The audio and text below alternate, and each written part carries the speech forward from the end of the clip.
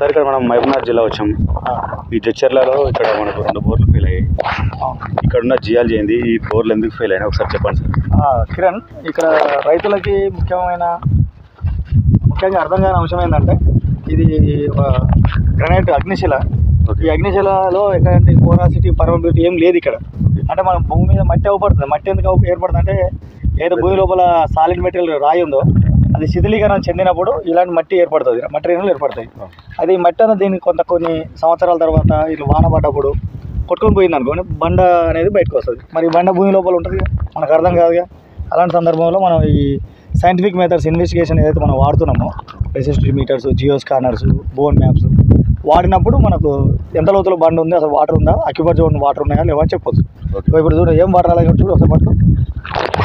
మొత్తం సుట్టపోటు వచ్చిందిగా, ఏమైనా తడి ఉందా? ఏం లేదు. ఎందుకంటే ఇక్కడ మొత్తం షీట్ రాక్ అనమాట. షీట్ రాక్ ఉంటుంది. మరి సార్ కొన్ని సందర్భాల్లో కొంతమంది వాట్సాప్లో మనకు పెడుతుంటారు కామెంట్, సార్ 1000 ఫీట్లైనా వేస్తాం సార్, ఇది పోతుందా అని అంటారు. పోదు. ఎందుకంటే అప్పర్ కాంటినెంటల్ క్రస్ట్ ఉంది, క్రస్ట్ మాంటిల్ కోర్ క్రస్ట్ అనేది 35 at least 35 upper continental crust 35 kilometres ఉంటుంది. మరి 35 కిలోమీటర్స్ డ్రిల్లింగ్ చేయగలుగుతామా? Is it possible?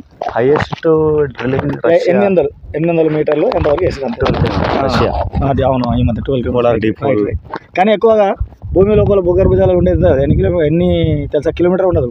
800 మీటర్ల వరకు మాత్రం విస్తరించి ఉంటుంది భూమి లోపల, ఎక్కువ ఉండదు. కాకపోతే వాళ్ళు కూడా వేసి ఉంటుంది, వాళ్ళు టన్నెల్ కోసం మైనింగ్ కోసం వేసి ఉంటుంది. చైనా వాళ్ళు కూడా 11 కిలోమీటర్స్ వరకు వేసారు. సో ఇక్కడ చూసారా, ఇది ఒక బోర్ ఫెయిల్ అయింది అంటే వాళ్ళు ఏదో నచ్చినట్టే వేసారు. ఇది ఫెయిల్ అయిందిగా, ఏమంటే కోపం మీద వచ్చింది. కోపం వచ్చేసి ఏమంటే మళ్ళీ కూడా వేద్దాం అని చెప్పి మళ్ళీ